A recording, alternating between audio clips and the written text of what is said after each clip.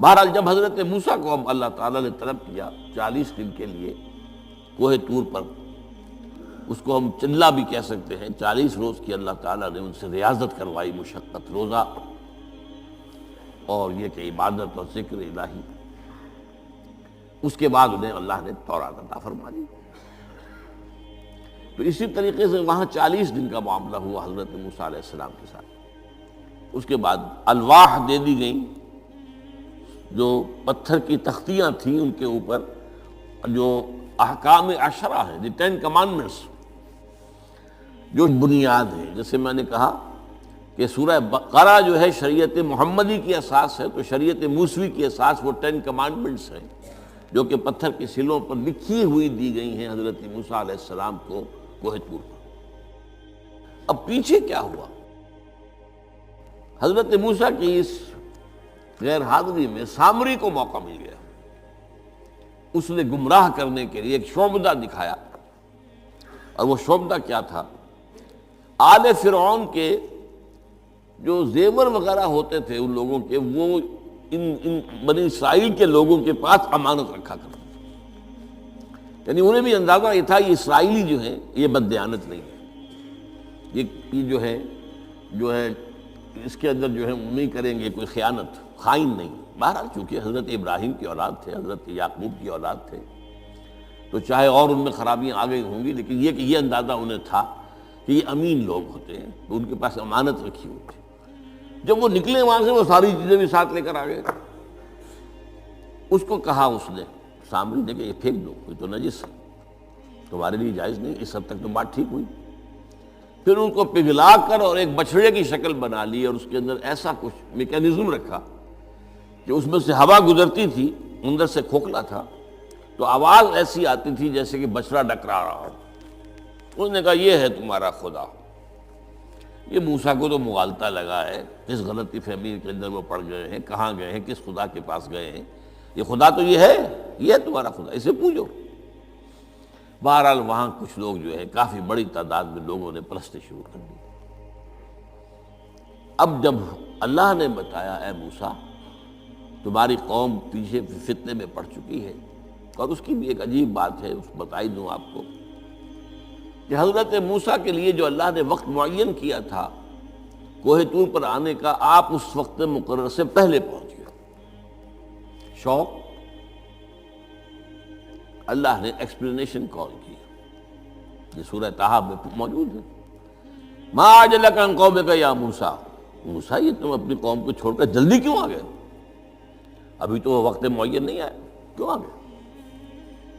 اب حضرت موسیٰ تعجب سے کہتے ہیں کہ مجھے تو شاباش ملنی چاہیے تھی کہ تو میرا شوق دیکھ، میرا اشتیاق دیکھ، اور الٹی جو ہے ایکسپلینیشن کال کرنی پڑ رہی ہے۔ قال عجلت الیک ربی لترضیٰ، پروردگار میں تو جلدی کر کے آیا اس لیے تو راضی ہو جائے کہ تیرے طلب کرنے پر میں وقت معین سے بھی پہلے پہنچ گیا ہوں۔ فرمایا نہیں، یہ اجرت جو ہے یہ ایسی خطا ہے تمہاری کہ تم نے در حقیقت جو یہ غلطی کی ہے اس کی وجہ سے سامری کو موقع مل گیا ہے کہ اس نے تمہاری قوم کو اضلھم السامری، سامری نے گمراہ کر دیا۔ یہ خبر پا کر اب حضرت موسیٰ علیہ السلام جب آئے ہیں واپس اپنی قوم، اس کے لیے جو الفاظ آئے ہیں یہ سورہ اعراف کے اندر ہے۔ فلما رجع موسیٰ الی قومہ غضبان آسفا، یہ غضبان، یہ غضب کی ایک انتہائی شکل ہے۔ اس وزن پر عربی زبان میں جو الفاظ آتے ہیں وہ کسی شے کی شدت کو ظاہر کرتے ہیں۔ انا جوعان، میں بھوک سے مرا جا رہا ہوں۔ انا عطشان، میں پیاس سے مرا جا رہا ہوں۔ اسی طرح رحمان، جس میں رحم جو ہے وہ ٹھاٹھے مارتے سمندر کے مانند ہے۔ تو اس وزن پر جو الفاظ آتے ہیں اسی وجہ سے غضبان، تو میں کہہ رہا تھا یہ ہے جلالی طبیعت حضرت موسیٰ علیہ السلام کی، کہ انہیں جب یہ اندازہ ہوا کہ میری قوم کے کچھ لوگ جو ہیں وہ اس طریقے سے گمراہ ہو گئے، مشرک ہو گئے، وہ شرک بھی جلی شرک، خفی شرک نہیں، باقاعدہ ایک پرستش جو ہے ہو رہی ہے ایک مشرق کی، اسے خدا مانا جا رہا ہے. اسفا، بہت ہی متاسف. اب یہ دو الفاظ آ گئے، غضبان اسفا، ایک جانب غضبناک اور دوسری طرف انتہائی افسوس اور رنج کی کیفیت. چنانچہ وہاں آ کر جو الفاظ قرآن مجید میں آئے ہیں اسی جلالی طبیعت کا مظہر. وَأَلْقَى الْأَلْوَاحَ، وہ جو لے کر آئے تھے تختیاں وہ تو آپ نے ڈال دی. وَأَخَذَ مِرَاسَ أَخِيهِ يَجُرُّهُ إِلَيْهِ، اپنے بھائی حضرت ہارون کا سر پکڑ کر، بلکہ داڑھی کے بال پکڑ کر اور پیشانی کے بال پکڑ کر گھسیٹا. یہ تم نے کیا کیا؟ میں تمہیں خلیفہ بنا کر گیا تھا یہاں، تمہارے ہوتے ہوئے اور یہ کام ہو گیا. تم کیوں نہ میرے پیچھے آ گئے مجھے بتانے کے لیے؟ بہرحال چونکہ خلیفہ بنا کر گئے تھے، انہیں رہنا تو وہاں تھا، لیکن انہوں نے کہا کہ مجھے اندیشہ یہ ہوا کہ آپ یہ کہیں گے کہ تم نے بنی اسرائیل میں تفرقہ پیدا کر دیا، اس لیے میں نے برداشت کیا. کیا کرنا، روکتا رہا میں، لیکن یہ کہ میں نے ان کے درمیان جو ہے کوئی بہت بڑا قدم نہیں اٹھایا. لیکن بہرحال اس کے بعد جو قدم اٹھایا گیا وہاں پر وہ فیصلہ کیا گیا کہ 12 قبیلوں میں سے ہر قبیلے کے جتنے لوگوں نے یہ شرک کیا ہے، اسی قبیلے کے لوگ جو توحید پر قائم رہے ہیں وہ اپنے بھائیوں کو قتل کریں اور ذبح کریں. تو تورات کی روایت کے مطابق 70,000 یہودی قتل ہوا، اور یہیں سے قتل مرتد کی سزا اسلام میں یہ قتل ہے. یہ سب بات لوگ کہتے ہیں جو منکرین حدیث ہیں آج کل اور روشن خیال ہیں، اور جو اپنی روشن خیالی کا جو سند لینا چاہتے ہیں مغرب سے. تو مغرب کا تصور تو یہ ہے کہ یہ انسانی حقوق میں سے ہے. ایک مسلمان ہے، اسے اگر عیسائیت پسند آ گئی عیسائی ہو جائے، اس کا حق ہے، کیونکہ مجرم تو نہیں. یہ تمہاری شریعت میں یہ کہ قتل کر دیا جائے، یہ تو جو حقیقت جو بنیادی حقوق ہے انسان کے اس کے خلاف ہے. اسی طریقے سے ایک مرد اور ایک عورت رضامندی سے زنا کرتے ہیں، آپ کو کیا اعتراض ہے؟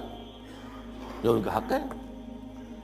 ہاں، مائنر نہ ہو، چھوٹے نہ ہو، نابالغ سے زنا نہ کیا گیا ہو، جبر نہ کیا جائے. جبر کریں گے تو مجرم ہو جائیں گے، لیکن اگر رضا کے ساتھ باہمی رضامندی سے وہ کرتے ہیں یہ زنا تو کوئی جرم نہیں ہے، ان کی مرضی ہے. تو یہ سارا تصور جو ہے حقوق انسانی کا، جس طرح کا ایک مبالغہ آمیز تصور دنیا میں ہو گیا ہے، اس کی روح سے ہمارے ہاں بھی جو لوگ ہیں جو انہی کو ماڈل بنا رہے ہیں اب، تو وہ کہتے ہیں کہ جناب قرآن میں کہاں ہے مرتد کی سزا، اس طرح قرآن میں کہاں رجم کی سزا. تو یہ جان لیجئے کہ یہ دونوں سزائیں حضور نے اپنی سنت کے ذریعے سے نافذ کی ہیں، لیکن اخذ کی ہیں تورات سے. ظاہر بات ہے کہ حضور سے پہلے جو شریعت موسوی تھی وہ لاگو تھی. یہودیوں کے لیے شریعت موسوی تھی، آج تک بھی ہے. عیسائیوں کے لیے بھی حضرت مسیح یہی کہہ کر گئے تھے کہ یہ نہ سمجھنا کہ شریعت موسوی کو ختم کرنے آیا ہوں میں. Law of Moses, don't think I have come to destroy law. This law of Moses will be applicable to you. وہ تو سینٹ پال نے ختم کیا. اور آج کی عیسائیت جو ہے یہ عجیب مذہب ہے جس میں کوئی قانون ہے ہی نہیں.